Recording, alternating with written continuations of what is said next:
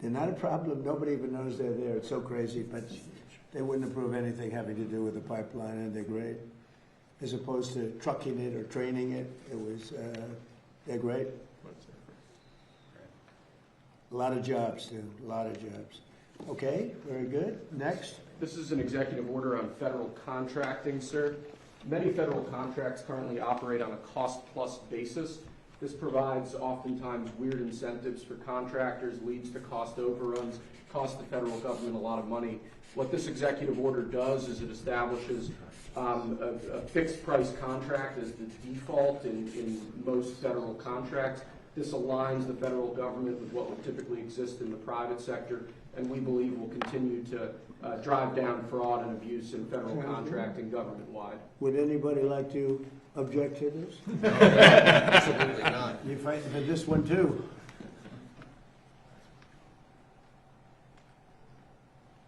Okay, thank you. Next. You previously announced that we were withdrawing Casey Means as the Surgeon General, sir, and appointing Dr. Safir, or nominating Dr. Safir in her place. Yeah. That on the left is the withdrawal, which will later be transmitted to the Senate. Okay. And on the right is the new nomination form for our new Surgeon General. Nicole Sapphire, she's with Fox, was with Fox. Is it with Fox anymore, Peter? But she's great. She'll be the Surgeon General. I believe she's with Memorial Sloan Kettering in New Jersey, sir, and she's an outstanding doctor. She is.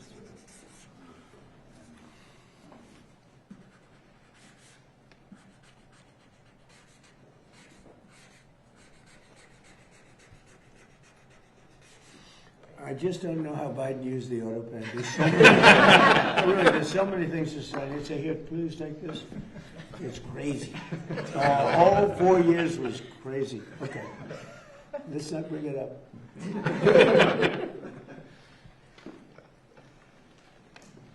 She's going to be great. Surgeon General. Thank you. This is a proclamation declaring this weekend to be National Fallen Firefighters Memorial Weekend. Awesome. As you know, firefighters do an incredibly difficult, dangerous job, help keep us all safe. This is a proclamation honoring their sacrifice and remembering those who have fallen. Great. Everybody likes that? You bet. Okay. Firefighters. That one deserves one.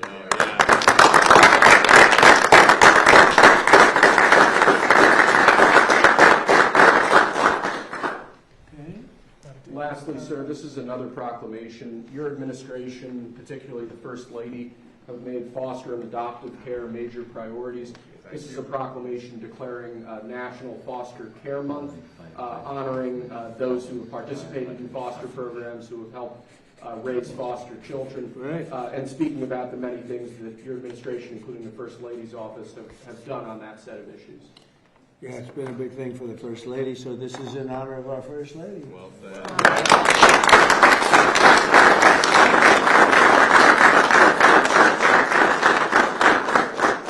I spent time in All got, sir. I spent time in foster care. Oh, that's great. That's great. God is good. Thank you very much. Thank you, Mr. President. So do you have any questions? Maybe we discuss the first signing first? Do you have anything on that? Mr. President, Please. how is this going to help small business owners? Do you think this is going to inspire more people to go into small businesses that might be reluctant earlier, for IRA, to have their IRA? This is going to help Well, give I them. tell you, small businesses now are thriving. And as you know, more people are working right now than at any time in the history of our country. We're doing great. And there's more investment being made in the United States than any country at any time in history. And a lot of that's AI, and a lot of that's maybe in a certain way, maybe more importantly, auto plants are all coming back to our country. They're coming back from different countries where they left us, for Germany, as you know, and Japan, and South Korea, and Canada, Mexico. And they're all coming back at levels that nobody's ever seen before. And tariffs did it. I did it. Maybe the election did it, but tariffs did it. And if they build here, they don't have to pay tariffs. We have Germany is giving a lot of companies are coming in from Germany, from Japan. Japan just announced $10 billion more plants going to be built. between Toyota and Honda and all the different companies they're pouring into our country, in South Korea. Canada, they're coming in. I don't know what they're doing, but I can tell you they're coming in tremendously from Canada. There's no reason they don't want to pay the tariff, and because of that, they're investing at levels never seen before. We will, for 30 years we virtually didn't build an auto plant in this country, and now we're doing more than we've ever done. So I'm very proud of that. AI is going wild. We're doing great, and we're letting them build their own electric, but we're actually making them build their own electric plant, so they take tremendous amounts of energy to have a successful plant, and they're building all of the new ones are building their own electric plant, like a utility, and any extra they'll either give it or sell it for a good price to local communities and to the grid. So it's going to be fantastic. But we have tremendous amounts of factories being built in our country now, more than we've ever had at any time ever before. And we have the biggest investment being made in our country. In the history of our country, by the way, in the history of any country, there's never been a country that has the kind of investment coming in that we have right now. And these things are being built right now. So you're not going to see the results. I mean, you'll see construction results. You notice the construction workers are through the roof. But when they open, the numbers are going to be staggering. Do you have a question? I certainly do. Thank you, Mr. President. You had some good economic news, GDP, 2% growth. Yeah. New orders for business equipment surged to the highest level in 6 years. And IRS data shows that the average federal tax return is up by more than 11% when you compare it to the same time as last year. Do you believe that It this is is up over evidence? 100%. Do you believe that this is evidence that the big, beautiful tax cuts that you signed into law last year are working? And do you think the economy is going to continue to hum as the year progresses? Yeah, thank you. So the biggest tax cut in history is in the great, big, beautiful bill. And I think, I see it. I actually see it reported where people are shocked at how much money they're making. They can't believe the refunds that they're making. 5,000, 6,000, 7, 8, 9. I saw one last night on television, 11,000 more than she thought she was going to get. And it's no tax on tips and no tax on overtime, no tax on Social Security for our seniors, no tax on social. Nobody can believe it even. And the numbers are far greater than they thought. People that thought they were going to make an extra $500, turns out they're making an extra $5,000. So it's been really great, yeah. And that's going to carry forward. Look, the country's doing really well.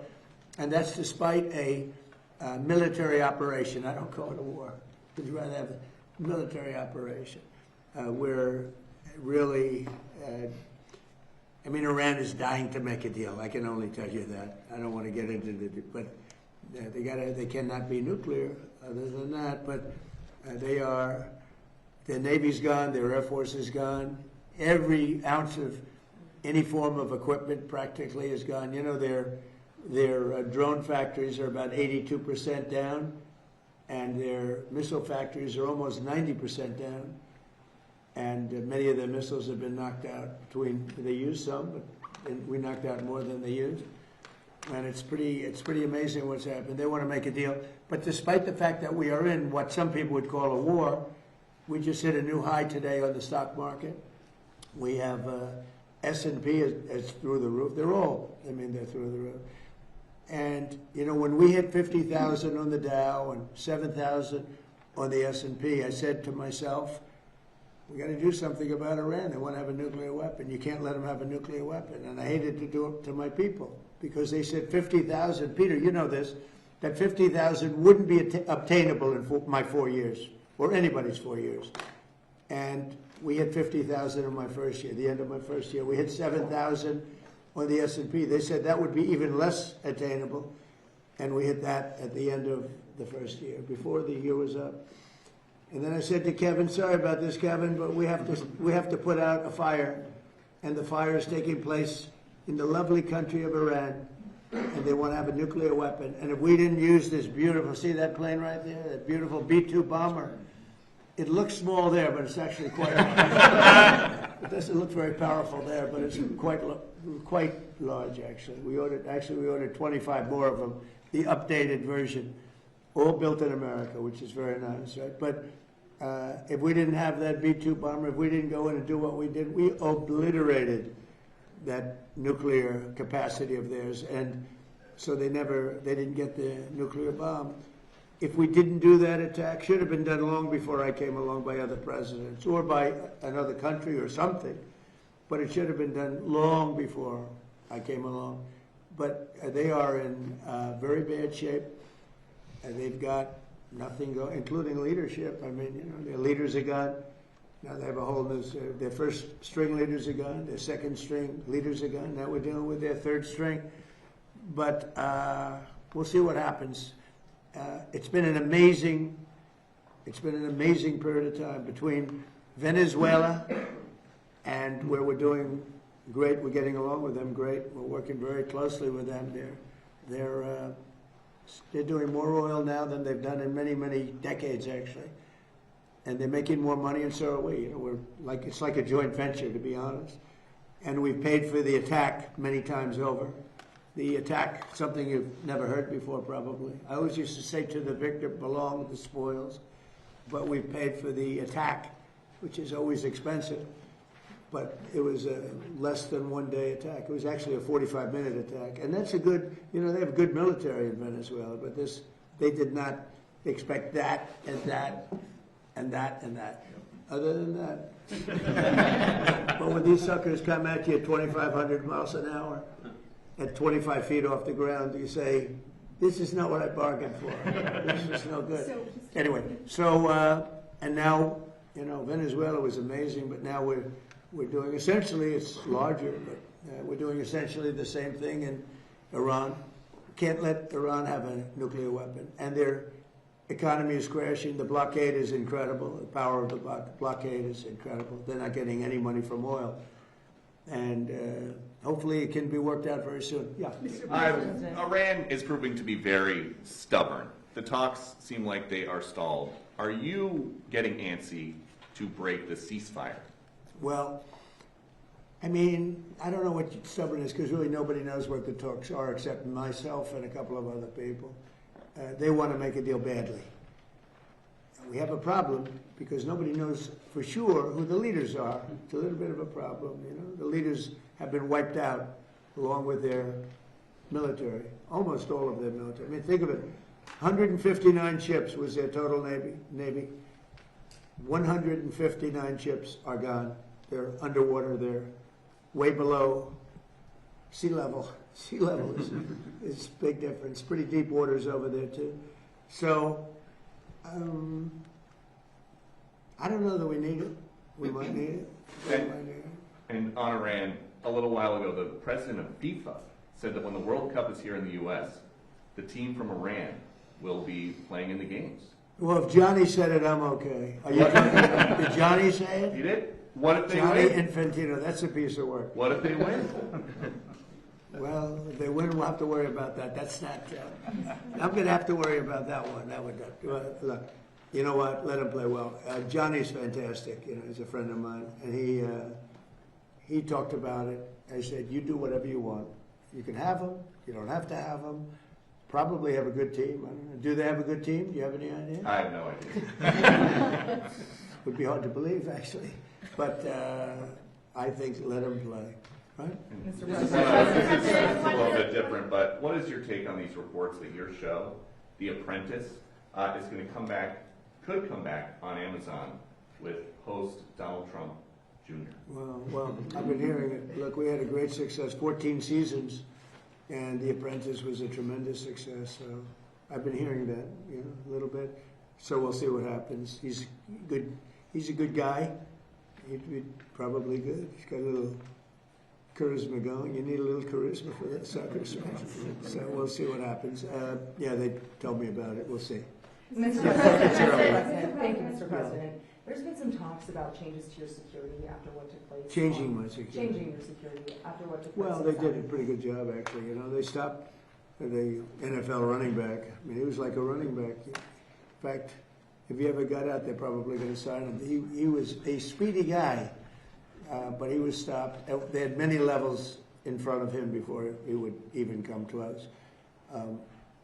You know, you could be a baseball team and win 19-0, and somebody could say, you should have won 21. we should have gotten 25 runs, the team was no good or something. So I don't know. I can only say that I know a lot of those people at Secret Service, and they were good and they were forceful. And I saw the guys in front of me. They were powerful-looking guys. I said we could send them to Hollywood. They could make movies. I think that there's always room for improvement, right? And he got into the building. The problem is I know that's what I do. I build buildings like that. You know, much nicer, actually, but I build buildings like that. And, you know, when you have 1,000 rooms sitting on top of a ballroom, and you have the elevators coming down right near the entrance, it's a pretty tough situation. Now, right outside, we have something that's on time, on budget, actually ahead of time, ahead of budget depending on finishes. You know, finishes is a big difference between marble and onyx in price, but it's right on budget, right on time. And that's built to the highest standards of security. No units on top, no hotel built on top where an elevator comes right down through the middle of it. It's a tough location. That's a tough location. So I think I know the people at Secret Service. I think they're great, and I think the Congress has to take care of those people. You know, we're talking about ICE, we're talking about Border Patrol, Secret Service, everyone. The Democrats essentially want to defund the police, just so you know. That's right. They want to defund law enforcement. It's crazy. These people have gone crazy. I heard Hakeem Jeffries, a low IQ person. He's a very low IQ, screaming today that the Supreme Court is illegitimate. I mean, that's a dangerous statement. Then if I say something modest, they say, oh, he's a king, he's a king. They're sick. But Hakeem Jeffries said the Supreme Court is illegitimate. That's a rough statement. If I made that statement, it would be the biggest story out there. Bad things would happen. One of the ideas. Go ahead. The average price of a gallon of gas is now $4.30 All right, in this country. And you know what? And we're not going to have a nuclear weapon in the hands of Iran. The gas will go down. As soon as the war's over, it'll drop like a rock. There's so much of it. It's all over the place, sitting all over the oceans of the world. And it'll go down. But what won't happen is if Iran had a nuclear weapon and used it, then the whole world is a different place. You're not going to have to pay a little bit more for gasoline. The gasoline, the oil will go down rapidly as soon as the war is over. Can I follow up? Brian, good to see you again, sir. Brian, go ahead. I've got two questions. The first, I want to follow up on Daniel's question. I've described you as the peacemaker. You're achieving peace around the world. Due to these latest policies, big beautiful bill, no tax on tips, no tax on Social Security, no tax on overtime, now the Trump account, and then the IRA account. Could we describe you as the wealth maker? Well, I'm helping people out. It's a nice question, actually, but I'm helping people. These people are with me. You know, these are great people, and feel free to speak up if you'd like, because they wanted this to happen, and we got it done. And they're Republican people, I think, in all cases, right? In all cases. It's crazy. We need, like, always unanimous, because the Democrats, they will vote against anything, no matter how good. If they had their favorite thing in the world, and we happen to want it, but we found a new strategy. We're going to oppose every single thing that we want, and we'll get unanimous votes. So I'm going to come up and oppose everything, Brian, from this point forward, and they'll vote for it. Go ahead. Second question. You created Space Force on Yeah. the second end, towards the end of your first administration. Right. You just had the Artemis II crew in here. I know it's a big accomplishment. What do you see moving forward, the duration of your administration in terms of space exploration? I know that was a big moment for you. Well, doing Space Force I think it's going to go down as one of my more important things. It's turning out. Even a lot of these great military operations that we have right now, when you look at Venezuela, when you look at like the decimation of Iran, which was considered powerful, it was the bully of the Middle East. And a lot of that took place so effectively because of what's coming out of space. When we did Space Force, when I did Space Force, I'm very proud of it, space was like, we were third. China was first, Russia was second. Now we've leapfrogged. We're way ahead of China. We're way ahead of Russia. And we made some great choices. The first person that headed Space Force, and really after that we had a couple of really great people heading it. Always very important. And a new person is heading it now. I think he has a chance to be as good as anybody, as good as, maybe better, I don't know. But we've had great people heading up Space Force. It's been very important. It's been very important for what we're doing with respect to the different places. And as far as peace, I settled 8 wars. And people try and dispute it, but then they go over them. And almost in every case, they sent letters thanking me and letters to the Nobel Committee. I don't care about that. Maria was very nice. She gave me her Nobel Peace Prize because she said she didn't deserve it. She was very, very nice. But I settled 8 wars. And in every case, the people, the prime ministers or presidents wrote letters thanking me. And in the case of India, look, the biggest one would have been Pakistan, India.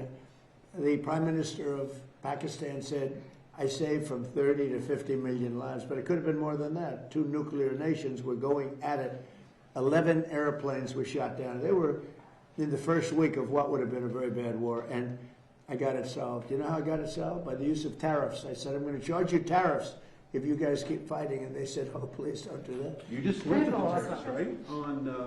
You just lifted some tariffs on whiskey? Is that correct? Yeah, what I'm doing is for as long as I've been here, they've wanted to, you know, Kentucky, which is a great place, and I also won, Jason, by a lot. But Kentucky, with the bourbon, and Scotland with the whiskey, and they've had trade for years and years and years, and a lot of restrictions, a lot of different restrictions took place that didn't amount to much, and it really stopped them. I don't know if you know, it's a barrel trade. They use the barrels from the one to take care of the other, and the barrels are only good for 1 unit. In other words, they can't be used twice. They can only be used once, but the once makes it a better substance. I'm not a big drinker, so forgive me. But it makes them a big substance and a better taste. But they dealt for years. This was Scotland and Kentucky, mostly Kentucky. And I just took all the restrictions off. So Scotland and Kentucky can start dealing again. And I did it in honor of the king and queen who just left. They're heading back. And it was a big deal. They've been trying to get this for a long time. Yes, Mr. President. You talked about possibly pulling out some troops out of Germany. Would you be considering the same thing for Spain and Italy? I mean, they haven't been exactly on board. Yeah, probably. Yeah, I probably will. Why should I? You know, look, why shouldn't I? Italy has not been of any help to us. And Spain has been horrible, absolutely horrible. You know, it's NATO. It's not even the fact that they're bad. It's one thing if they said nicely, or if they said, okay, we'll help, but the help's a little slow. But the level, and we helped them with Ukraine. You know, they made a mess out of Ukraine, a total mess. And we helped them with Ukraine. Ukraine has nothing to do, you know, we're an ocean apart. It has to do with them. It's like for them, it's their front door. We help them. And Biden gave them $350 billion, which was insane. It's one of the reasons the war went on. But when we needed them, they were not there. We have to remember that. And so if we ever have a big one, because we didn't need any help with Iran. We had Iran right from the first day it was over. It was over. And now it's even more so. We're so locked and loaded if we want to do. But we didn't need the help. And to a certain extent, I asked them, I didn't need the help, but I said, yeah, we'd love to have you help, because I wanted to see if they do it. And they, in all cases, they said, we don't want to get involved.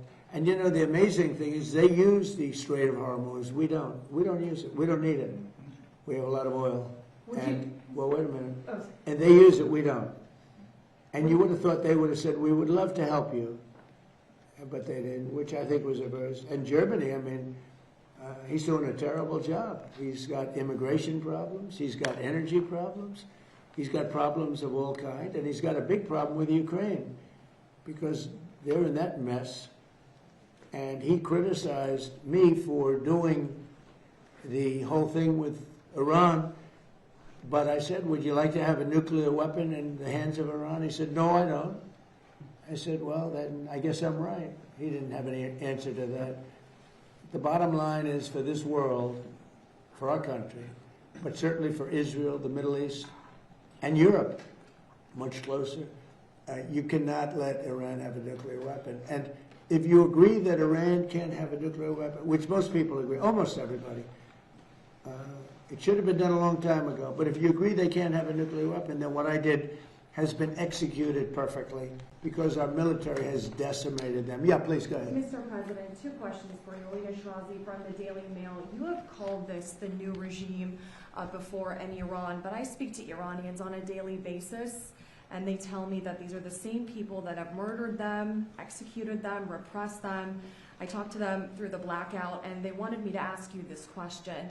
And second of all, Secretary of State Marco Rubio, how come he's not involved in these conversations? Oh, he's very much involved. Marco is he's negotiating with them all the time. Now look, Iran killed 42,000 people over the last 2 months, protesters. They were going to kill 8 women whose lives I saved, and I appreciate that they didn't do it. I asked them not to do it. They didn't do it. They were getting ready to hang the women. They were going to hang 8 beautiful women that were, just caught the imagination of a lot of people. People were talking about it. You know, it was inconceivable. You saw those 8 beautiful people, and they were going to be executed that evening. This was a week ago. And I got on the phone very quickly, and I said, don't do it, don't do it. The whole world is watching, don't do it. And they didn't do it. I appreciate it. I guess 4 were released, and the other 4 are going to be released in a month. They were ready to be executed that night. So they take a tough, they knocked out the wrestler they killed. They killed the wrestler's teammates. He was a world champion wrestler. He was a great wrestler, great, talented wrestler. They killed him because he protested. He spoke. He wasn't wrestling. What he did is he spoke negatively about the regime, and they killed him. They executed him along with his friends. They killed 42,000 people. So when you say about, they say that I do the same, I don't do the same. I'm trying to save that country in a certain way, and nobody's ever seen it. Think of it. They killed 42,000 innocent, not weapon-carrying people for protesting. 42,000. And the number they say is a lot higher than that. There's a rough group, but we have decimated them. And their economy is a disaster. So we'll see how long they hold out. We'll see. Mr. President. President Trump, Saudi Arabia is pulling the plug on Live Golf. Once that tour is gone, do you think the PGA Tour should welcome the defectors back with open arms? Well, I do. It's a great question. In fact, if I had time, I'd love to watch television today because the PGA Tour is playing at Doral, the Cadillac Championship. And I said, who's winning? I don't get a chance. I can't even look at it. Jordan Spieth was in the lead earlier. Who is? Jordan Spieth. Oh, that's good. He's good. Great guy. Good putter, to put it mildly, right? He's a very great guy. Chipper putter. No, it's they're at my tournament right now, the PGA. In 2 weeks, Liv is going to be at my course right here in the Potomac. No, I'd love to see Liv, but I do believe that all of the golfers should be playing, the great golfers should be playing against each other. I do believe, it's sort of, they were viewing something as a monopoly, but it's in a way, it should be the opposite of a monopoly. I want to see Rory playing Bryson DeChambeau. I want to see Big John Rahm playing Scotty, who's so great, right? Scotty Scheffler is great. And I want to see him play John Rahm and Bryson and all the different guys.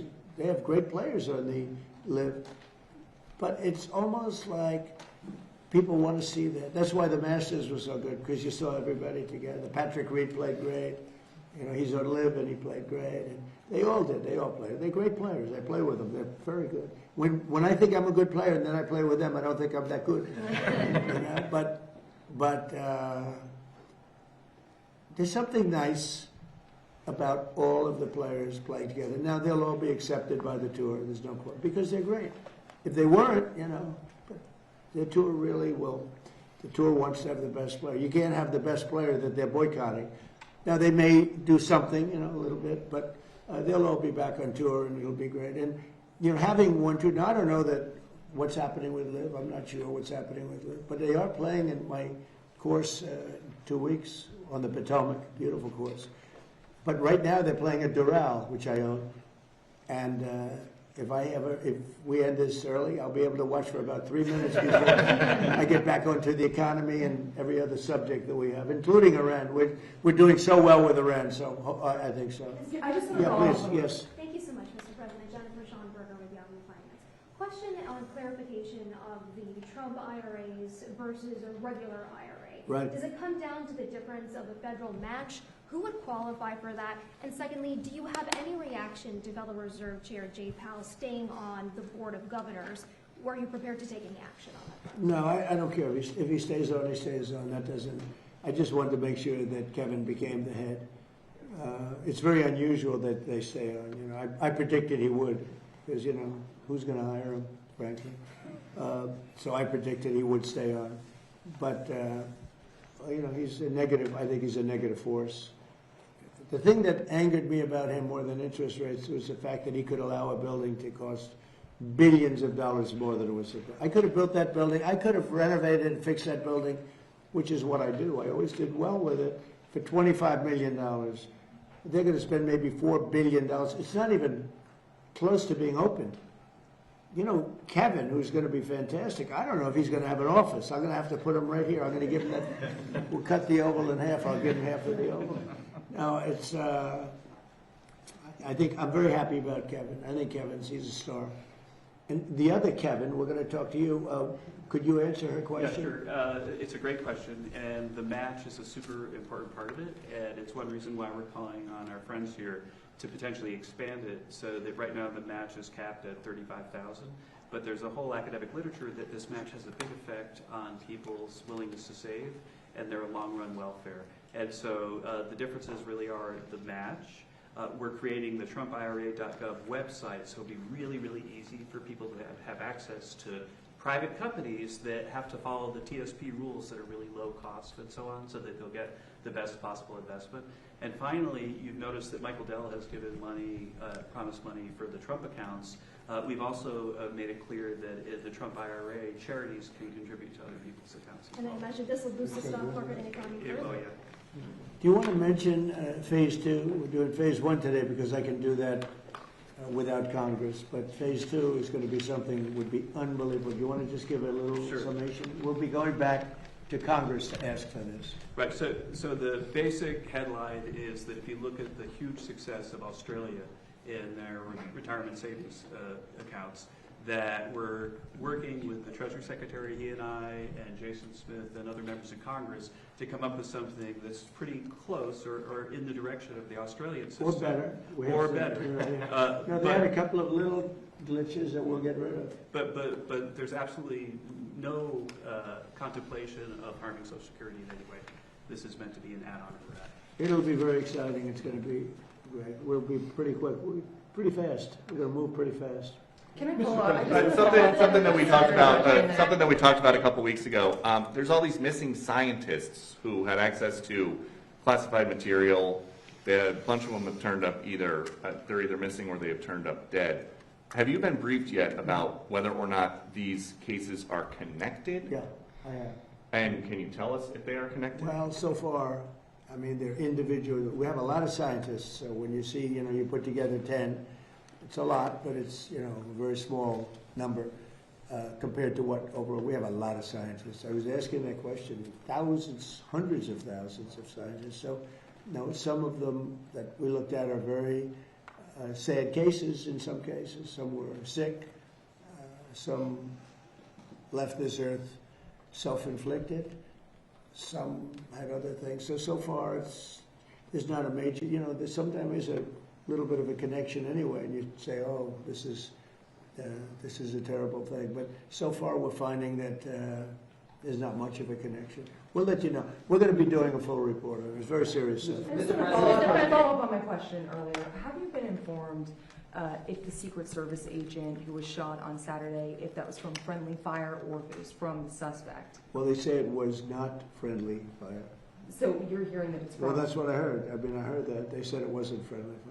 Okay, It was actually reported. You read the reports because it was actually reported. Yes, sir. I read through the DOJ memo. Yeah, but, well, then why do you ask me the question? I don't believe it said that the agent was struck by. I'm just saying they said it wasn't friendly fire. And he hasn't been charged It wasn't yet. us. Okay, and he hasn't been charged yet with that. Of course, that could come. I want to follow up on the security changes. Is there talks about you potentially wearing a bulletproof vest moving forward, given you have now been shot at? I don't so know if I many can times? handle looking 20 pounds heavier. These guys, they look so good. Some of these guys are physical specimens. Some of these guys have traveled. Get him away from me. I don't want to be near him. No. If you want to gain 20 to 25 pounds, get a vest. And frankly, the vest did an amazing job because it took a bullet close up. And he didn't even want to go to the hospital. I mean, we sent him to the hospital just in case, but he didn't want, still a hit. But he didn't want to go to the hospital. The vest totally protected him. Still a lot of power behind that shot, though. That's like getting hit by Mike Tyson. But it's amazing. I've been asked about that, and I guess it's something you consider. In one way, you don't like to do it because you're giving into a bad element, and so I don't know. But I have been asked about it. How nervous are you about it happening again? Another assassination attempt? I don't think about it. You don't think about it at And all? if I did, I wouldn't be doing a very good job here. I'd be thinking about nothing but that. I don't think about it. I don't think about it. If I did, I wouldn't be effective. Okay. Mr. President, Right. real quickly, you pushed on True Social, calling on Senate Republicans to blow up the filibuster. It is a big issue with MAGA. MAGA wants you to get rid of it. They should Why do don't it. you do it? Why don't they do it? I don't know. I have no idea. You know why, I guess? Because they have 3 or 4 that are like hard line. The same ones that are hard line, no to everything. And if you don't have all of them, we have a very small majority. John Thune's a good man. I said to him, John, just go take the vote. Let's expose who the people are. But, if we got rid of the filibuster, we could vote on the Save America Act, voter ID. You act so good. I love this. He's a great guy. Even though I don't love his girlfriend too much, okay. I won't tell you who the girlfriend is. But I like him, and I've always liked him. It's great that he hasn't changed. But Brian, I think here's the problem. It's not even imaginable to me why. And people are angry about it. I'm talking about Republicans are angry about it. The filibuster should be terminated. If the Democrats ever get a shot, which probably, based on history, sometime they will use it in the first minute of the first hour, and they will execute all of the bad things. 21 justices, they really like 21. I heard 13, but they really want 21 Supreme Court justices. And they really want to have D.C. and Puerto Rico become states. That would mean automatic 4 senators go into the Democrat column. And there's not even a chance that they don't do it and do it immediately. Now, with that knowledge, because you could argue whether it's good or bad, but I don't think it's that much of an argument, frankly. But you could argue, with that knowledge that they're going to do it immediately, why wouldn't you do it as a Republican? Unless you have bad motives almost. But if we did it, we could pass one bill after the other. We could pass laws and acts and things that we never even dreamt of passing. And you know what else? We wouldn't lose for 50 years. If we terminated the filibuster, we would have a 50-year run. You'd stop cheating. I mean, look, they're professional cheats, and they're great at it. That's what they're best at, because you can't get elected with their policy. You can't get elected with men and women's sports, with transgender mutilization of our children, with open borders for jails to be dropped into our country, and mental institutions, and drug dealers and murderers. Think of it, 11,888 murders come into our country. Nobody even talks to them about it, right? We got a lot of them out because of, you know why? Because of ICE, which they don't want to fund. They're defunding our police. When they defund ICE and with Border Patrol and Secret Service, they're defunding our police. The same thing as they're doing with an officer on the street corner. So why the Republicans Senate doesn't just sit in there and just do it and take a negative vote and do it again and again like the Democrats do. They go again and again. The war power. I'm negotiating a deal with Iran. And every week, every 3 days, they put in a thing that the war should stop. And people ask me, how the hell do you negotiate like that? You're destroying them. Every day I read, think of it, we've militarily decapitated the country. And every day I read about how well they're doing militarily. They got nothing left. They're done. And yet I read in the New York Times, I see in that stupid CNN, which I only watch because you have to watch a little bit of the enemy. So I watch it for a very short period. But you have to be smart. And if you see CNN, you'd think they're winning the war. If you read the New York Times, it's actually seditious, in my opinion. You read the New York Times, you actually think they're winning the war. I read some of these columnists, but it's all starts from the top.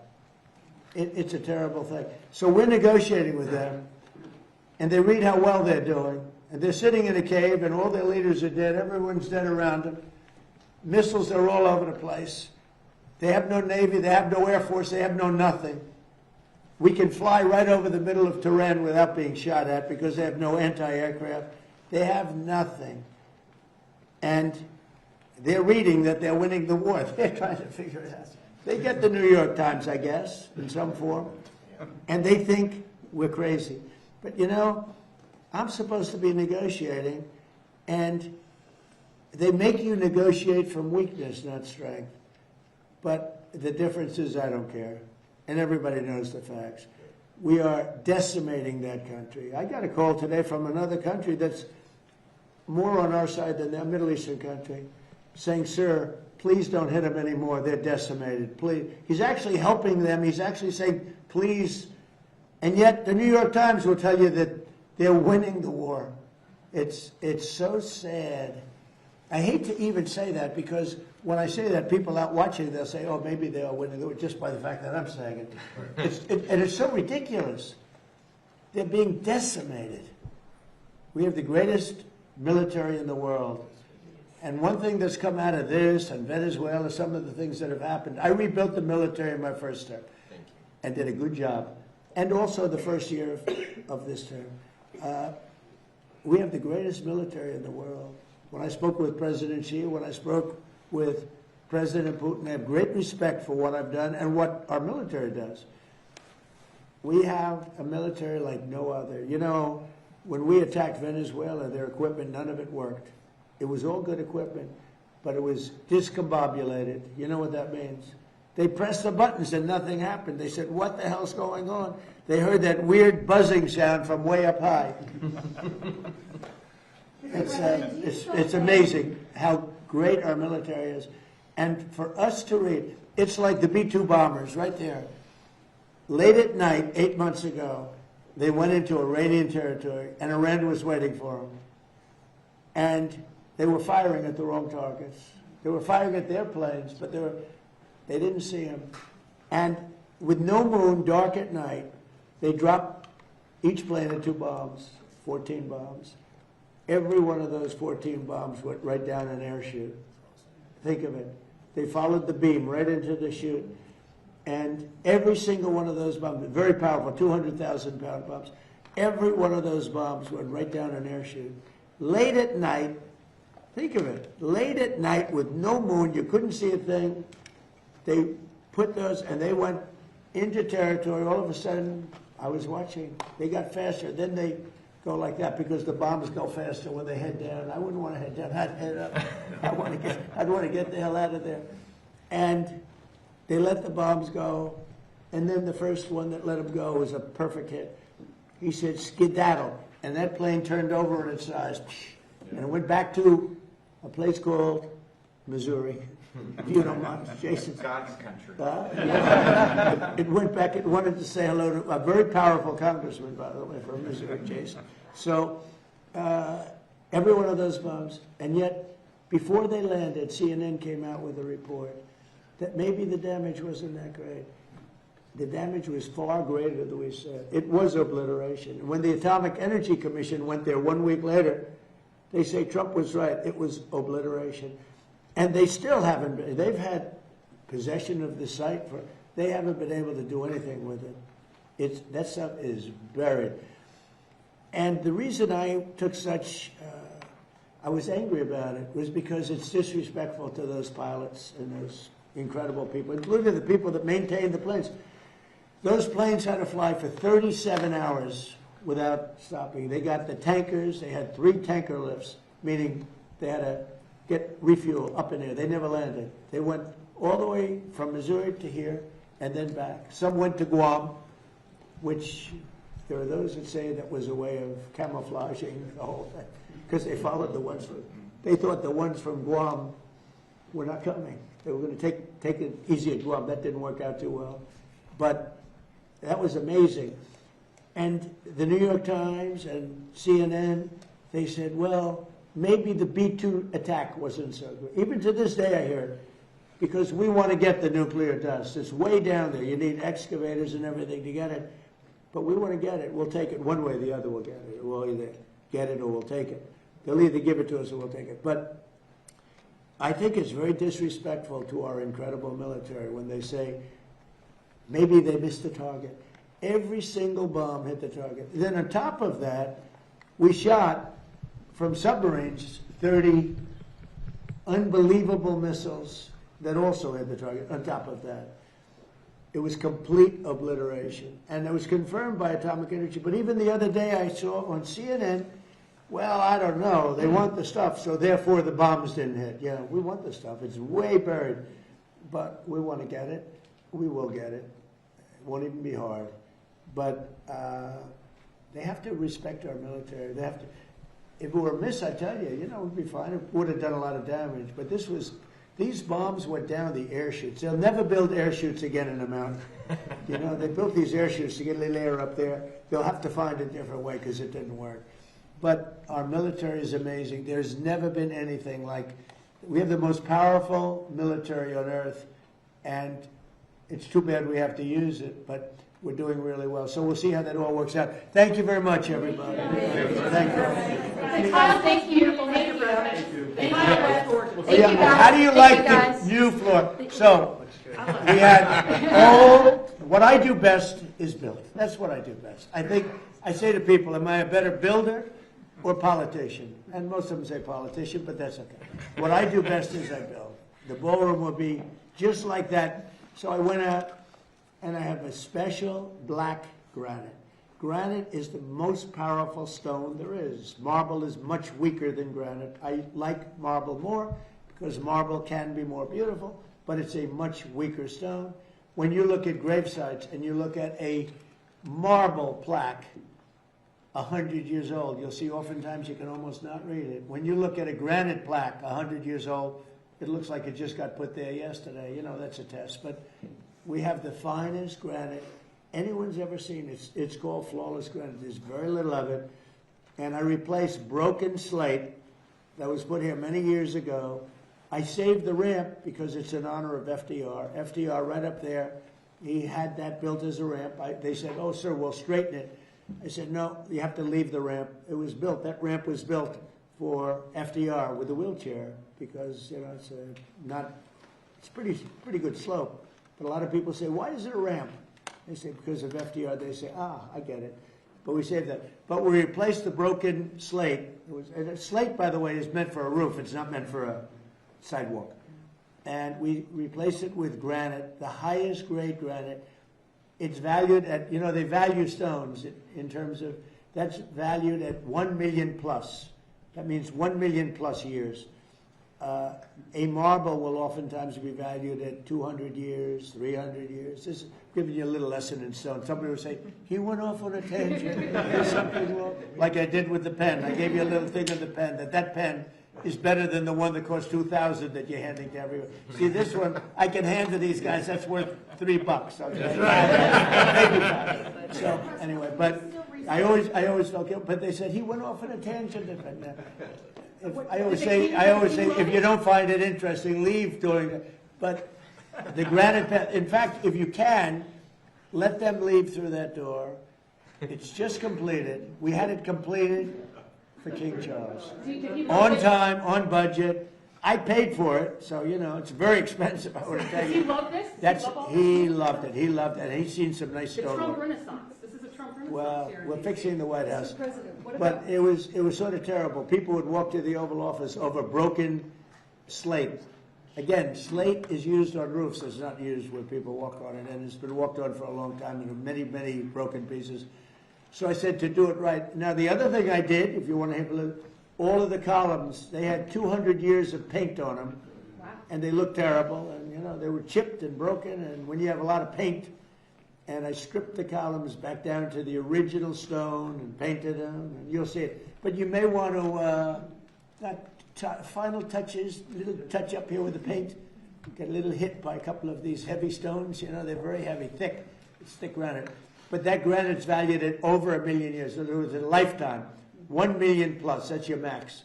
Why don't you walk out there and take a look? Okay, I think you'll like it. And the company that did it, if you look at the setting, each point is perfect. So Peter, take a look. Tell your father if I did a good job. Thank you, Brian. Thank you, press. Thank you, press. Thank you, press. Please keep moving. Thank you, press. Thank you, press. Thank you, press. Thank you, press. Thank you, press. Thank you, press. Thank you, press. Please keep going. Thank you, press. Thank you, press. Thank you, press. Thank you, press.